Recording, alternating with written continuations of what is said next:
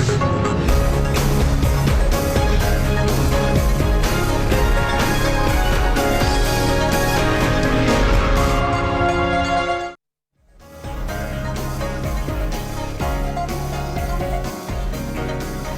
malam. Pemirsa, pandemi COVID-19 di Indonesia mulai terkendali. Sempat mencapai puncaknya pada Juli lalu, kini jumlah kasus harian COVID-19 berhasil ditekan.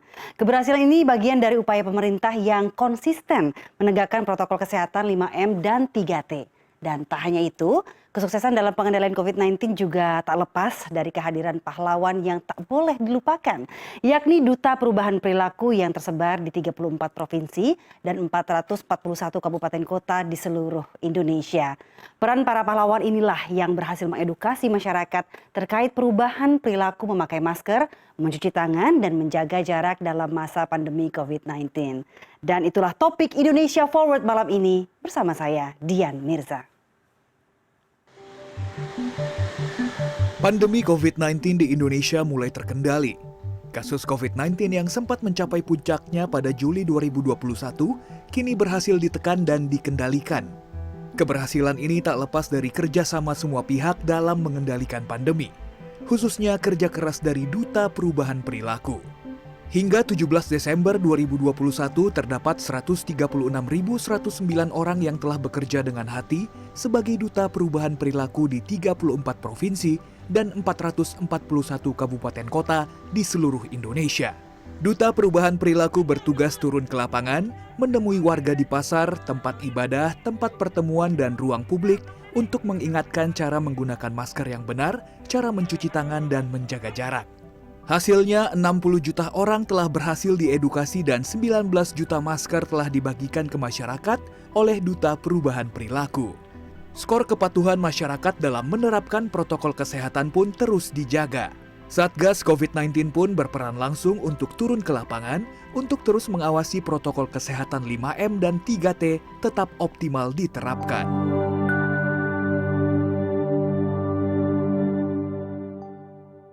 Dan untuk membahasnya sudah bergabung melalui sambung virtual Ketua Bidang Perubahan Perilaku Satgas COVID-19, Bapak Sony Haribe Harmadi. Selamat malam Pak Sony. Malam Mbak Dian, sehat selalu. Sehat selalu. Dan Duta Perubahan Perilaku Bali Saan Ida Ayu Putu serta Duta Perubahan Perilaku Pekanbaru, Ibu Yeni Astuti. Selamat malam Ibu-ibu. Sehat?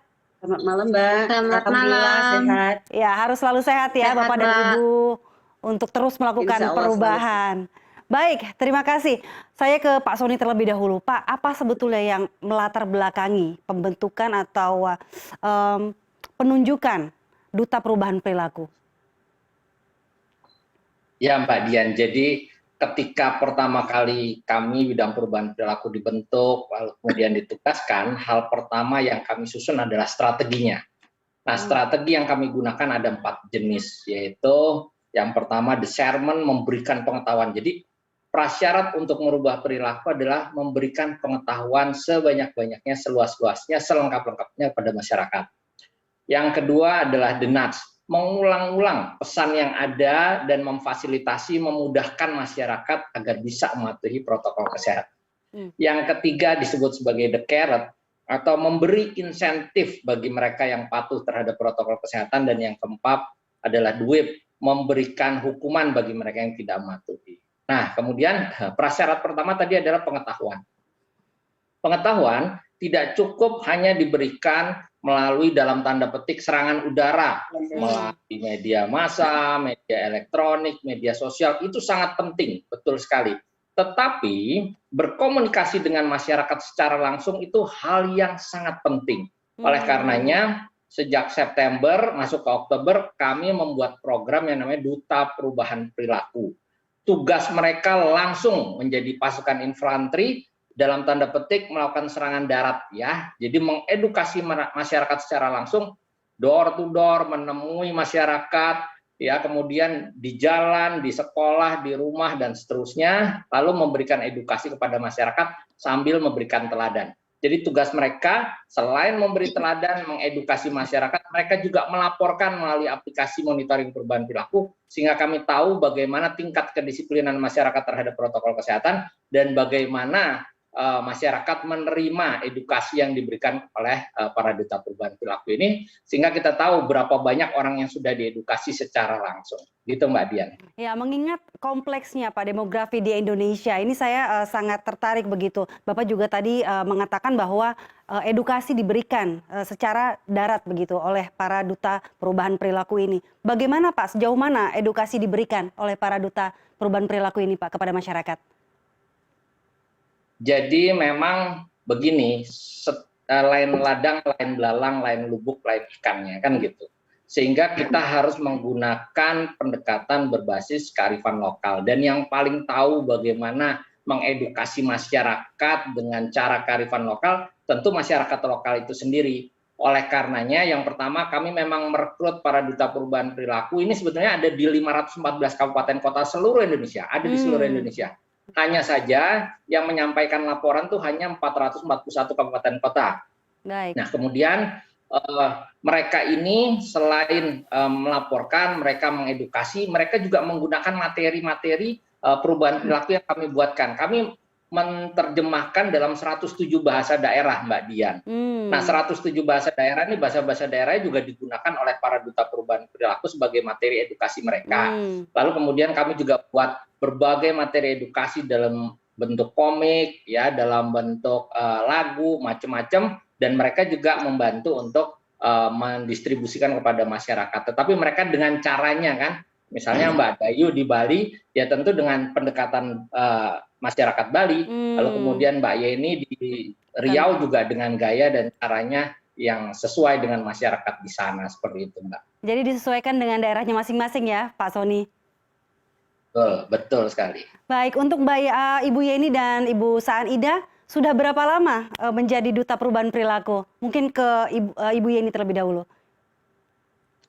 Saya bergabung menjadi duta perubahan perilaku sejak bulan Oktober tahun 2020. Dan di situ saya mendaftar sebagai duta perubahan perilaku yang saya berasal dari koordinator kader TB Kota Pekanbaru dan juga tenaga penyuluh di Kota Pekanbaru.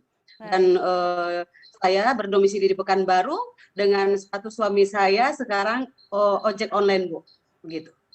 Wah, luar biasa. Ini apa alasan dari Ibu Yeni untuk ikut berpartisipasi dalam penanganan pandemi COVID-19 ini sebagai duta perubahan perilaku, Bu Yeni? Ini melatar belakangi dari saya yang selaku koordinator kader TB yang selalu terjun ke lapangan. Lalu terjun ke lapangan, menjumpai masyarakat dengan mensosialisasikan dan mengedukasi kepada masyarakat pentingnya 3M. Pentingnya taat protokol kesehatan dengan mematuhi protokol kesehatan. Pertama, memakai masker, menjaga jarak dan mencuci tangan, serta menghindari kerumunan. Begitu.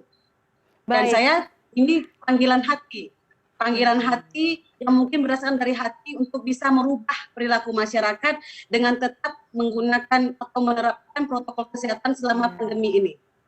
Begitu. Iya. Apa yang memicu, yang menggerakkan hati Bu Yeni akhirnya, saya mau berpartisipasi sebagai duta perubahan perilaku? Karena minimnya masyarakat yang taat protokol kesehatan di lingkungan wilayah tempat tinggal saya, jadi saya merasa terpanggil untuk bisa lebih mengedukasi ke masyarakat dengan melakukan protokol kesehatan tadi itu. Jadi dengan mencontohkan kepada diri saya sendiri, menjadi teladan atau percontohan dengan dibarengi dengan keluarga saya untuk tetap prokes, keluar rumah, dan menjaga jarak. Jadi mungkin itu jiwa saya terpanggil untuk bisa lebih mengedukasi masyarakat pentingnya arti protokol kesehatan tersebut. Baik, kalau Ibu Saan Ida Ayu, apa yang melatar belakangi diri Anda untuk menjadi duta perubahan perilaku? Terima kasih Mbak Dian.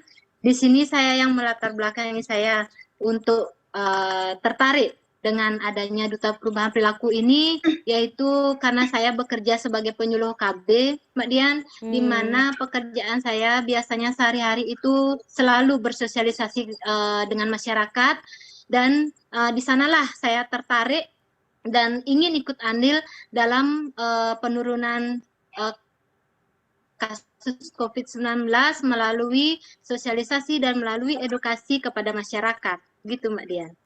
Baik, sudah berapa lama bergabung Ibu Ida?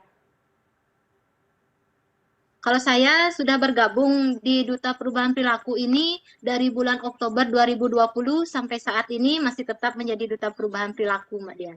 Baik, saya kembali ke Pak Sony. Pak Sony, kalau melihat latar belakang Ibu Ida dan juga Ibu Yeni ini, mereka berdua sudah terbiasa bersosialisasi begitu dengan banyak orang dan juga berkomunikasi. Apakah ini yang menjadi latar belakang pemilihan mereka menjadi Duta Perubahan Perilaku, Pak Sony?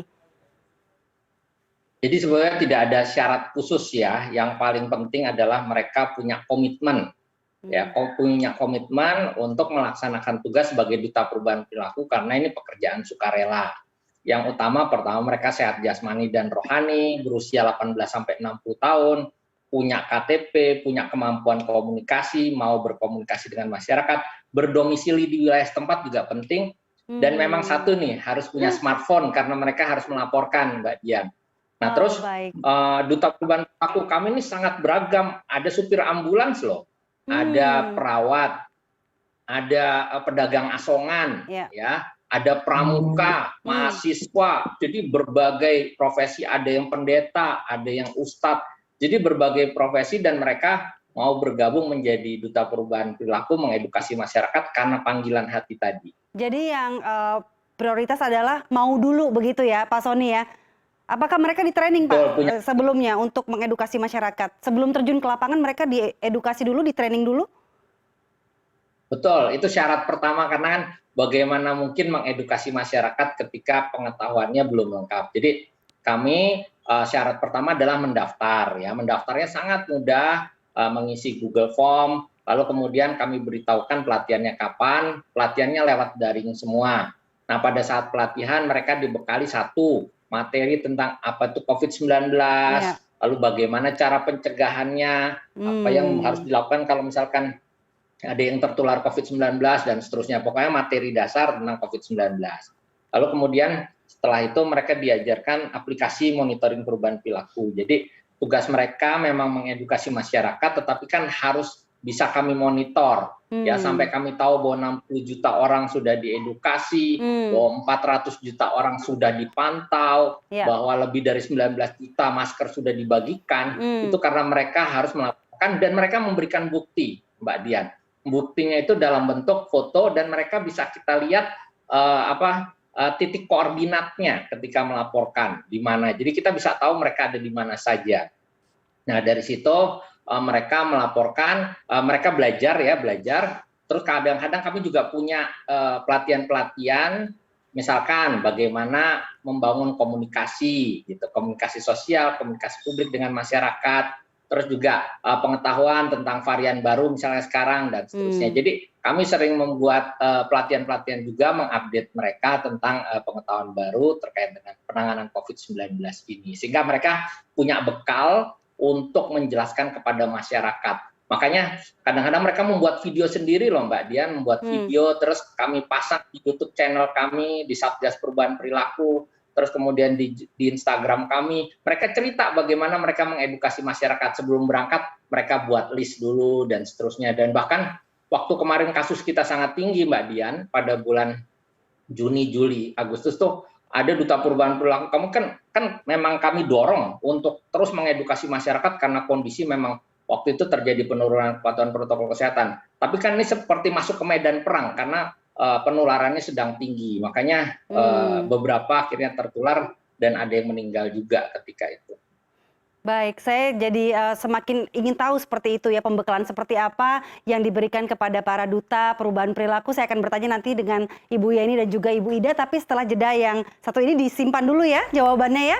Dan pemirsa, kami juga mengajak Anda untuk turut aktif mencari informasi seputar COVID-19 dan pola hidup sehat melalui akun Instagram dan TikTok @mulaidarikami_id.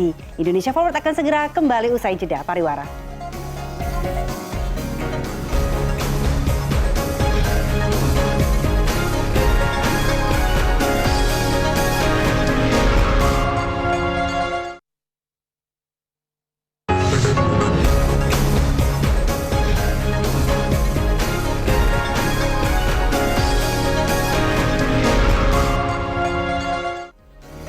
Terima kasih Anda masih menyaksikan Indonesia Forward, masih mengenai Duta Perubahan Perilaku COVID-19.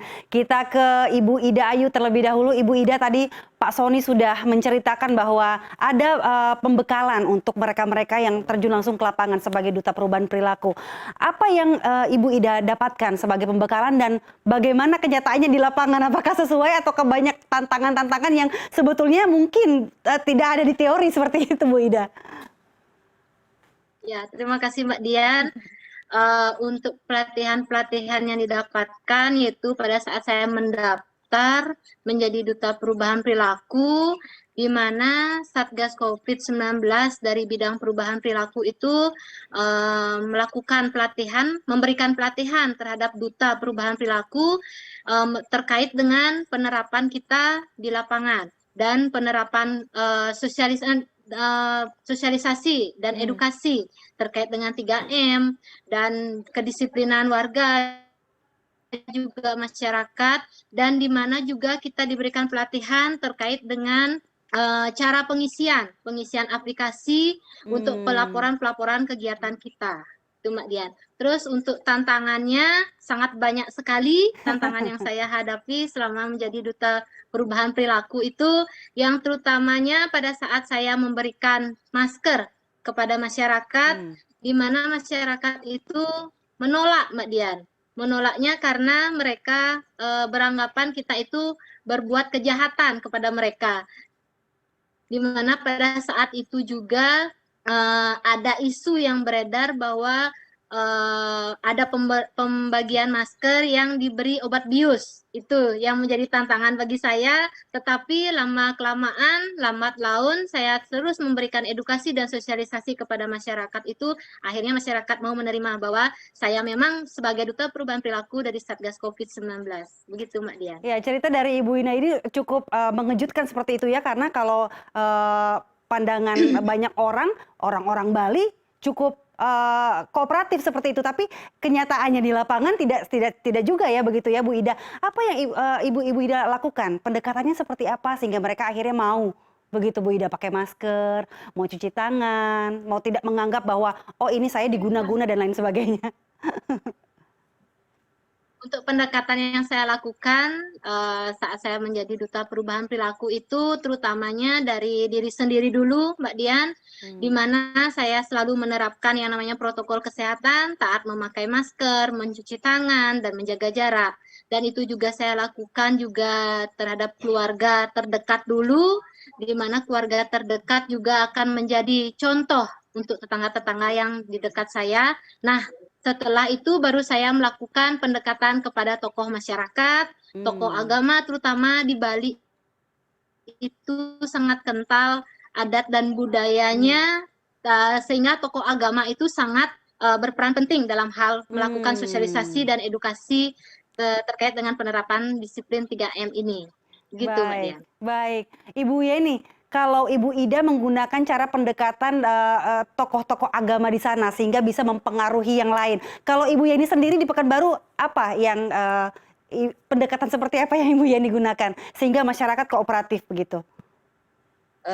Saya lebih menggunakan aplikasi, mengaplikasikan dengan ini berupa catatan yang saya ambil materinya dari IG Satgas Duta Perubahan Perilaku Pusat. Ini dari bidang perubahan perilaku, IG-nya saya contoh di sini, saya buatkan seperti ini untuk lebih memudahkan masyarakat mengenal bahasa yang akan saya sampaikan dalam mengedukasi masyarakat tentang arti pentingnya 3 protokol kesehatan, memakai masker, menjaga jarak, hindari kerumunan, dan mencuci tangan dengan sabun, begitu. Jadi ini salah satu upaya pendekatan saya, dan juga ada salah satu upaya saya untuk mendekatkan kepada masyarakat dengan menggunakan bahasa daerah.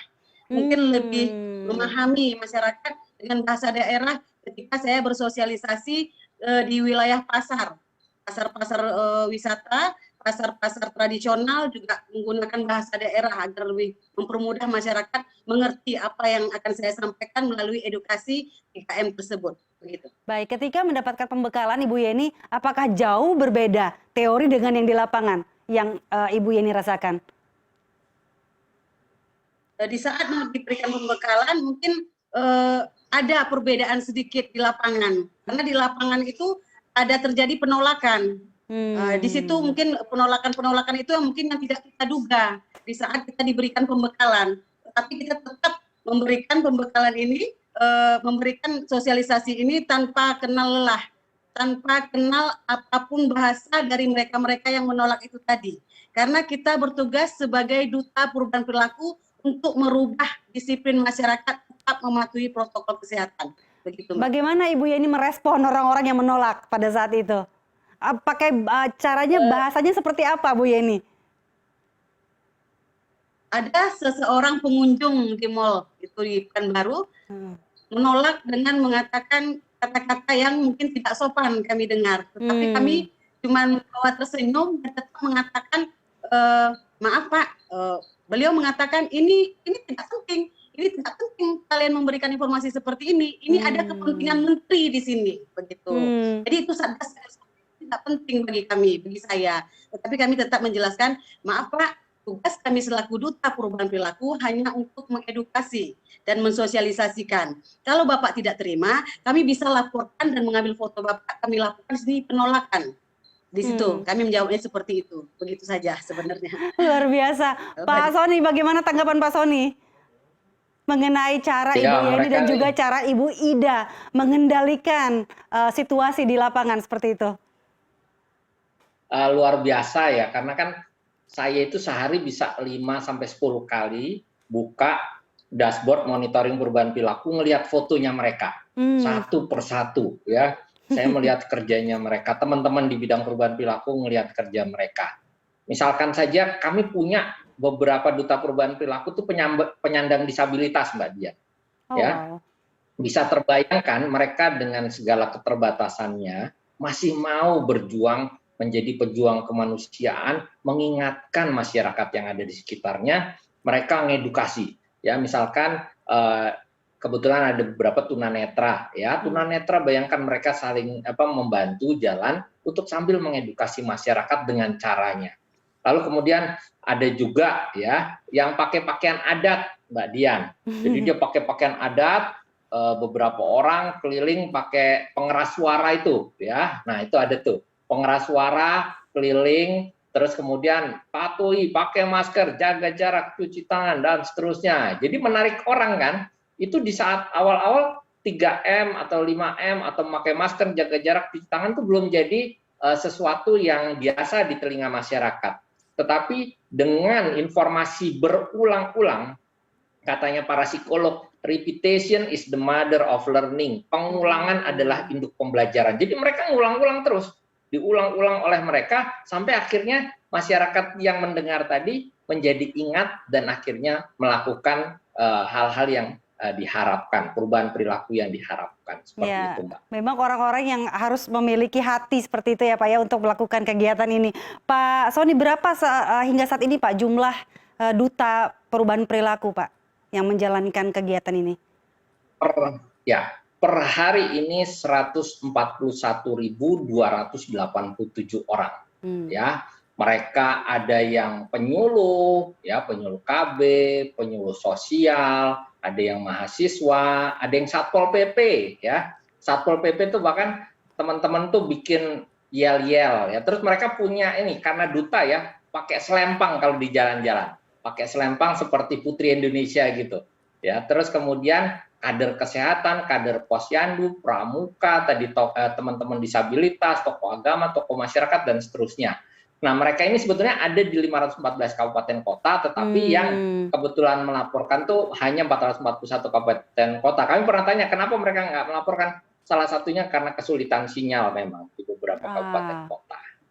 Baik, Pak Sony, ini kan jumlahnya banyak sekali ya Pak ya. Ini bagaimana Bapak berkomunikasi dengan mereka, dengan latar belakang yang berbeda-beda juga? Itu bagaimana Pak Sony memonitoring mereka? Tim kami, jadi bidang perubahan perilaku ini ada yang memang bertugas, teman-teman ini luar biasa juga, mereka ini sebetulnya juga sukarelawan ya. Mereka dibagi dalam beberapa kelompok menjadi PIC, ya. Jadi ada yang pegang misalkan mahasiswa dari Universitas Negeri Padang, mahasiswa dari Universitas Negeri Surabaya, itu universitas-universitas yang paling banyak tuh mahasiswanya menjadi duta perubahan perilaku. UIN Syarif Hidayatullah misalkan. Jadi mereka ada yang megang khusus. Lalu kemudian mereka yang berkomunikasi, memberi semangat. Jadi semangatnya itu kadang-kadang mereka pagi-pagi ya, mereka kirim voice note ya. Ayo semangat, terus edukasi masyarakat, jangan pernah menyerah dan seterusnya. Kami kadang-kadang juga membuat lomba-lomba seperti pekan sosialisasi serentak, terus kemudian hadiahnya disiapkan oleh sponsor. Jadi mereka yang terbaik dapat hadiah, termasuk dapat rompi, dapat uang tunai misalkan. Tetapi kan itu occasional ya, kadang-kadang saja. Bukan itu yang menjadi motivasi mereka. Motivasi mereka ini luar biasa Mbak Dian. Memang mereka ingin berbuat dalam konteks kemanusiaan. Kata mereka tuh begini, begitu saya melihat bahwa orang-orang pakai masker, mereka tidak tertular, kami senang banget gitu katanya, dan seterusnya. Baik, ini semakin menarik perbincangan kita pada malam hari ini dan saya ingin bertanya lebih detail lagi mengenai pendekatan tim Satgas ya. Dan kita akan kembali setelah jeda pariwara berikut dan pemirsa kami juga mengajak Anda untuk turut aktif mencari informasi seputar COVID-19 dan pola hidup sehat melalui akun Instagram dan TikTok mulai dari kami_ID. Indonesia Forward akan segera kembali sesaat lagi.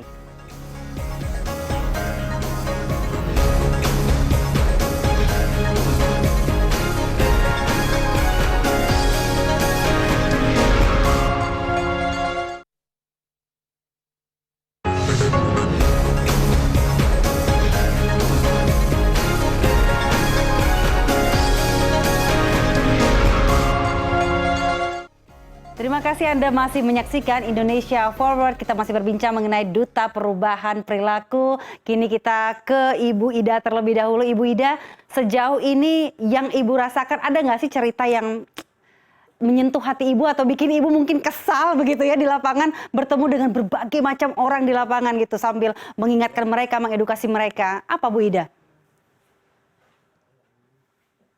Ya, terima kasih Mbak Dian. Terutamanya memang banyak suka dan dukanya dalam melaksanakan Duta Perubahan Perilaku ini, di mana untuk cerita paling menarik Mbak Dian yang bisa saya sampaikan ketika saya melakukan sosialisasi dan edukasi di tempat pasar tradisional itu, mereka pedagang-pedagang yang ada di pasar tradisional itu benar-benar apa ya, bisa dibilang dikatakan mereka itu mengabaikan protokol kesehatan karena mereka beranggapan mereka itu tidak keluar dari satu tempat, istilahnya di kios mereka cuma diam di kios itu dan tidak keluar dari tempat tersebut.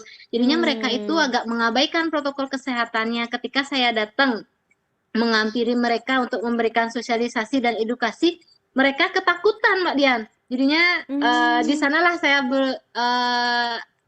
sedikit istilahnya kok mereka ketakutan melihat saya karena saya memakai rompi Satgas dan saya juga memperkenalkan diri sebagai Duta Perubahan Perilaku. Itu akhirnya mereka tanpa sadar mereka langsung mengambil masker Mbak Dian. Itu cerita menarik saya. Jadinya mereka itu kayak ketakutan lah melihat petugas-petugas dari Satgas COVID-19. Takutnya juga mereka dikira kita itu akan memberikan sanksi gitu Mbak Dian, karena kan kebetulan di Bali juga pernah ada aturan pemerintah bahwa yang tidak pakai masker itu denda 100.000 gitu Mbak Dian. Jadinya mereka kalau melihat kami Duta Perubahan Perilaku itu berkeliaran di tempat mereka, jadinya mereka tuh agak enggan ketemu dengan kita. Dan akhirnya saya juga melakukan pendekatan, melakukan edukasi dan sosialisasi bahwa kita sebagai Duta Perubahan Perilaku itu hanya memberikan edukasi dan tidak memberikan sanksi kepada mereka yang tidak mentaati peraturan, mentaati penerapan protokol kesehatan, tetapi hanya memberikan edukasi dan sosialisasi bahwa kita sangat penting dan disiplin harus penerapan protokol kesehatan itu. Itu cerita menarik saya Mbak Dian selama menjadi Duta Perubahan Perilaku. Edukasi seperti apa yang Ibu Ida terapkan di lapangan, khususnya di kios-kios pasar seperti itu? Ini karena kalau mendengar dari ceritanya, ini mereka karena takut akhirnya menggunakan masker. Akhirnya Ibu Ida memberikan edukasi atau sosialisasi seperti itu. Nah, selain mengenai mengenakan masker, apalagi yang Ibu Ida sosialisasikan kepada mereka? Untuk di kios pedagang di pasar tradisional itu karena kebanyakan mereka itu jarang juga cuci tangan Mbak Dian. Karena kan dari satu mereka tukar uang itu Mbak Dian, istilahnya interaksi dengan penjual dan pembeli itu mereka saling tukar misalnya uang seperti itu kan di sanalah adanya penularan biasanya dilakukan oleh yang itu tidak diketahui oleh mereka. Jadinya saya lebih memberikan edukasinya itu terkait dengan pemakaian masker agar tetap mereka menggunakan masker walaupun mereka tidak keluar dari kios tersebut tetapi tetap menggunakan masker dan tetap juga mencuci tangan saat mereka habis menerima uang dari pembeli dan mengasih uang juga dari pembeli gitu Mbak Dian. Bagaimana itu sih lebih banyak bagaimana kesananya. bahasanya Ibu Ida untuk menjelaskan ke mereka bahwa mencuci tangan juga penting, tak kalah penting dari menggunakan masker ke mereka dengan bahasa yang sederhana yang seperti apa, Bu Ida? Biasanya saya juga memberikan informasinya itu begini Mbak Dian. Ibu, walaupun Ibu istilahnya tidak pergi, artinya tidak keluar dari kios ini, tetapi Ibu tetap harus mencuci tangan setelah Ibu menerima uang dari pembeli dan Ibu juga memberikan uang kembalian kepada pembeli itu. Setelah Ibu melakukan aktivitas itu agar Ibu tetap mencuci tangan dengan baik agar tidak sampai menyentuh mata, hidung dan mulut seperti itu Mbak Dian. Langsung nurut nggak? Sementara sih langsung dipraktekkan gitu karena saya ada di sana Mbak Dian. Setelah itu laginya karena ini kan berkelanjutan Mbak Dian ya, jadi Duta Perubahan Perilaku ini dari Oktober, terus saya juga besoknya atau lagi berapa harinya juga saya lagi menyamperi mereka, tetap mereka untuk menggunakan masker dan tetap juga mereka mencuci tangan setelah melakukan aktivitas. Baik, menarik. Kalau Ibu ini seperti apa Bu? Area di mana tempat Ibu merasakan cerita yang paling menarik? Kalau tadi Bu Ida kan di kios-kios pedagang pasar seperti itu. Kalau Ibu ini bagaimana? Kalau saya yang cerita yang paling lucu dan paling menarik itu di tempat penampungan imigran yang ada di sini Mbak Dian. Di situ ada lebih kurang 50-100 imigran yang mungkin tidak mengenal bahasa kita tentang sosialisasi dan edukasi itu tadi. Jadi kita mempraktikkan dengan bahasa isyarat memakai masker. Yes, oke, begitu bahasanya. Dan juga kita mengambil foto dokumentasinya, mereka juga oke juga, karena masker juga harus saya sampaikan teorinya, harus memakai masker dalam masa pandemi ini. Begitu. Itu saya juga bahwa imigran tidak tahu bahasa kami dan kami juga tidak tahu bahasa mereka begitu. Dan yang paling lucu lagi ketika saya bersosialisasi di salah satu warung di pinggir jalan itu, ada salah satu seseorang yang mungkin saya tidak menyadari bahwa itu adalah ODGJ, orang dengan gangguan jiwa. Jadi saya bersosialisasi, beliau ingin berfoto dengan saya. Jadi saya perlihatkan sosialisasi ini, dia nunjuk, oke, begini. Jadi saya dipanggil sama penjual di situ, di pinggir jalan itu, warung itu ODGJ Bu, jangan difoto. Beliau nggak paham apa artinya itu. Tapi alhamdulillah mungkin kami itu sebuah kelucuan yang mungkin kami dapati ketika melakukan edukasi di lapangan. Dan juga saya sosialisasi di abang-abang ojol. Kebetulan abang-abang ojol itu suami saya juga ojol dan saya juga di rumah juga testernya ojol. Sesekali mereka ada kopdar di rumah dan saya ambil kesempatan untuk sosialisasi kepada ojol-ojol tersebut. Mereka tawa terpingkal-pingkal di saat saya memposisikan diri sebagai Duta Perubahan Perilaku. Jadi itu dianggap, oh ini borong semua, ini semuanya dikerjakan. Harusnya nih ibu negara ini duduk di rumah gitu, tapi tidak bersosialisasi. Tapi alhamdulillah ojol-ojol yang datang ke rumah saya yang selaku base camp di rumah saya itu berganti dan alhamdulillah tetap melihat saya selalu memakai masker. Jadi orang-orang terdekat juga diedukasi dan disosialisasi ya Ibu Yeni? Selalu Mbak Dian. Baik, Pak selalu Sony, ya, diedukasi. Pak Sony, ini begitu banyak cerita menarik yang ditemukan di lapangan oleh Ibu Ida dan juga Ibu Yeni. Bagaimana tanggapan Anda? Ya, ya kami tentu sangat mengapresiasi menjaga hubungan silaturahmi. Cuma kadang-kadang mereka curhat juga. Curhat yang pertama misalkan, Pak, pas kasusnya sedikit, kok jarang ya yang bilang, oh ini karena protokol kesehatannya sedang membaik gitu. Tapi begitu kasusnya meningkat, mesti masyarakat bilang, oh ini karena kepatuhan protokol kesehatan masyarakat ini turun ya. Masyarakat kurang diedukasi dan seterusnya. Jadi kadang-kadang mereka berkeluh kesah seperti itu. Terus kadang-kadang mereka bilang, Pak boleh nggak ya kami dapat masker supaya bisa bahasa komunikasi untuk masyarakat tuh salah satunya adalah masker ya. Itu jembatan bagi mereka. Ya kan kami tidak bisa menyediakan semuanya, tetapi cukup banyak juga yang kami siapkan. Tapi mereka rata-rata sudah punya kesadaran untuk membeli sendiri patungan. Saya juga kadang-kadang terharu tuh di Pasuruan, di Lumajang tuh mereka patungan juga tuh beli masker ya, para duta perubahan perilaku. Mereka kan kadang-kadang bekerja berkelompok ya. Lalu kemudian uangnya digunakan untuk membeli masker, dibagikan dan seterusnya. Dan mereka kadang-kadang nggak boleh kita ngasih masker yang jelek gitu ya. Kita harus ngasih masker yang bagus karena kita ingin melindungi mereka. Percuma juga kita buang uang untuk masker yang jelek dan seterusnya. Jadi kami juga terharu ya melihat bagaimana mereka berjuang dengan sungguh-sungguh dan mereka tidak pernah berharap untuk memperoleh tanda jasa ya, mereka tidak pernah minta untuk apa. Jadi mereka terus bekerja, kalau dimotivasi mereka bekerja, kami sapa dan seterusnya. Seperti itu Mbak Dian. Ya, selain memfasilitasi masker dan lain sebagainya, Pak, pendekatan seperti apa yang digunakan tim Satgas ini, Pak, untuk bidang perubahan perilaku? Karena mengingat lagi situasi kondisi demografi di Indonesia dan juga geografi di Indonesia ini kan begitu kompleks dan beragam, Pak Sony. Ya, jadi di bahasa kerennya there is no one size fits all policy. Nggak ada satu kebijakan yang bisa berlaku untuk semua. Satu strategi yang bisa menyelesaikan semua masalah dari mulai Aceh sampai Papua, dari Papua sampai Aceh. Jadi mesti berbeda-beda. Sehingga apa yang kami berikan kepada para duta perubahan perilaku, mereka diberi kebebasan untuk mengedukasi dengan caranya.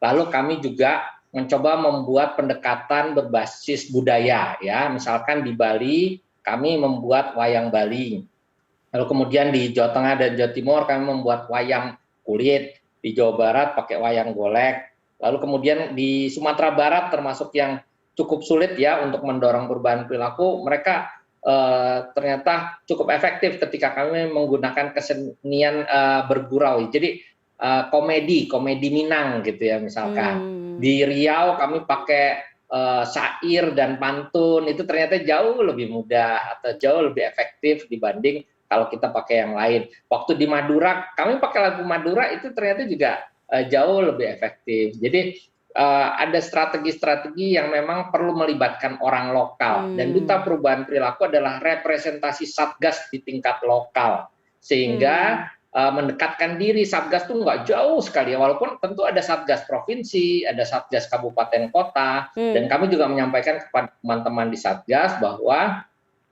di Satgas daerah silakan teman-teman duta perubahan perilaku ini diajak, dan ini Bu Yeni, Bu Dayu ini kalau ada acara suka diajak tuh oleh Pemda ya untuk membantu terutama dalam hal penanganan COVID-19, misalnya program vaksinasi, 3T, atau program-program lainnya. Jadi mereka harus menjadi bagian dari komunitas itu, masyarakat yang diedukasi tidak merasa asing dengan orang yang mengedukasi mereka dengan bahasa mereka. Dan kami juga mengajak yang kelompok-kelompok milenial loh Mbak Dian ya, sehingga bahasanya juga jauh lebih mudah ya, dan anak SMA, anak-anak kuliah tuh banyak. Nanti kalau lihat duta perubahan perilaku yang kuliah-kuliah itu lucu-lucu tuh mahasiswa-mahasiswa ya, mereka mengedukasinya dengan cara-cara gaul seperti itu. Baik, nanti diceritakannya ya Pak ya setelah jeda pariwara yang akan hadir berikut ini, dan tentunya pemirsa kami juga ajak Anda untuk turut aktif mencari informasi seputar COVID-19 dan pola hidup sehat melalui akun Instagram dan TikTok @mulaidarikamu_id. Indonesia Forward akan segera kembali sesaat lagi.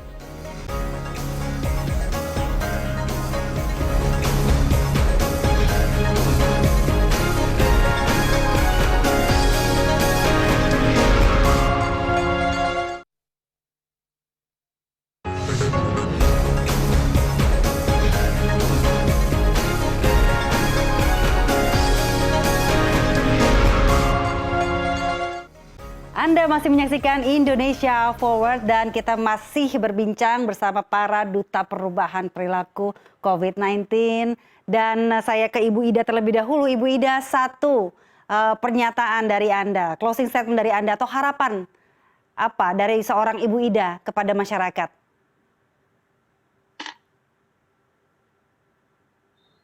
Saya sebagai duta perubahan perilaku ingin mengajak masyarakat Indonesia untuk terus menjalankan protokol kesehatan 3M, mencuci tangan, memakai masker dan menjaga jarak, serta menjauhi kerumunan dan membatasi mobilitas. Karena walaupun kondisi kita saat ini masih landai COVID-19, tetapi tidak bisa kita lalai dan abai terhadap protokol kesehatan. Dan saya berharap kesadaran dan kedisiplinan masyarakat itu bisa membuat dan mewujudkan Indonesia bangkit kembali, Indonesia kuat dan Indonesia sehat, sehingga perekonomian juga semakin pulih. Dan saya juga mengajak kepada masyarakat Indonesia untuk menjadi duta perubahan perilaku agar kita bisa menjadi contoh dan teladan kepada masyarakat yang lainnya. Terima kasih. Baik. Ibu Yeni, silakan harapan Anda. Harapan saya dengan kita tetap protokol kesehatan, memakai masker, menjaga jarak, dan menghindari kerumunan itu, mencuci tangan. Harapan saya COVID cepat berlalu dari Indonesia pada umumnya dan Pekanbaru Provinsi Riau pada khususnya. Dan kita jangan abai, tetap waspada, akan ada ancaman baru lagi mungkin, jadi kita tetap prokes, itu saja. Baik, terima kasih. Pak Sony, apa pesan dari Anda kepada warga, terutama untuk mencegah ini tersebarnya varian baru Omikron? Ya, baik. Pandemi belum berakhir ya, tapi di balik kesulitan selalu ada kemudahan dan di balik kesulitan selalu ada kemudahan. Oleh karenanya, masyarakat betul-betul perannya sangat penting di dalam mengakhiri pandemi ini. Kita hampir menang, tetapi belum menang. Dan hampir tidak pernah cukup untuk menyelesaikan itu semua. Maka jangan lupa agar tetap patuhi protokol kesehatan sebaik-baiknya karena itu bisa melindungi kita. Terus lakukan upaya untuk membatasi mobilitas, percepat vaksinasi, partisipasi vaksinasi, ayo cepat vaksin bagi yang belum divaksin atau belum menerima dosis lengkap. Dan Indonesia bisa kuat, bisa maju karena gotong royong, karena persatuan dan kesatuan kita menghadapi pandemi ini semua. Terima kasih. Baik Pak, satu pertanyaan sebelum kita mengakhiri Indonesia Forward pada malam hari ini Pak. Ini bagaimana Pak ke depannya? Program apa yang sudah mungkin disiapkan di bidang perubahan perilaku untuk para duta perubahan perilaku ini Pak? Jelas para duta perubahan perilaku ini mendukung ya program pemerintah di dalam penanganan COVID-19. Apa yang kami harapkan, satu, mereka tetap akan terus mendukung program pemerintah dalam rangka mendorong masyarakat punya perilaku hidup bersih dan sehat ya. Yang kedua, kita masih punya sejumlah PR, misalkan saja masalah stunting ya. Mereka ini nanti bisa menjadi mengedukasi, edukator bagi masyarakat untuk penurunan stunting, penurunan angka kemiskinan, dan seterusnya. Jadi peran mereka tetap masih dibutuhkan oleh Indonesia dan kami berharap semakin banyak orang yang mau bergabung sebagai duta-duta perubahan perilaku. Baik, terima kasih Pak Sony, Ketua Bidang Perubahan Perilaku Satgas COVID-19, Duta Perubahan Perilaku Bali, Ibu Ida Ayu Putu, serta Duta Perubahan Perilaku Pekanbaru, Ibu Yeni Astuti. Terima kasih sekali lagi atas waktunya, sudah mengalokasikan waktunya kepada Indonesia Forward, CNN Indonesia. Selamat bertugas kembali, tetap semangat dan sehat-sehat. Terima kasih. Terima kasih Mbak Dian. Terima kasih Mbak Dian. Dan pemirsa, demikian perbincangan Indonesia Forward malam ini yang mengangkat bagaimana peran duta perubahan perilaku dalam menanamkan kedisiplinan warga. Kami juga terus mengajak Anda untuk terus aktif mencari informasi seputar COVID-19 dan pola hidup sehat melalui akun Instagram dan TikTok @mulaidarikamu_id. Peran keberhasilan pengendalian COVID-19 juga tak lepas dari peran Anda dan kita semua. Untuk itu, ayo pakai masker, ayo cepat vaksin.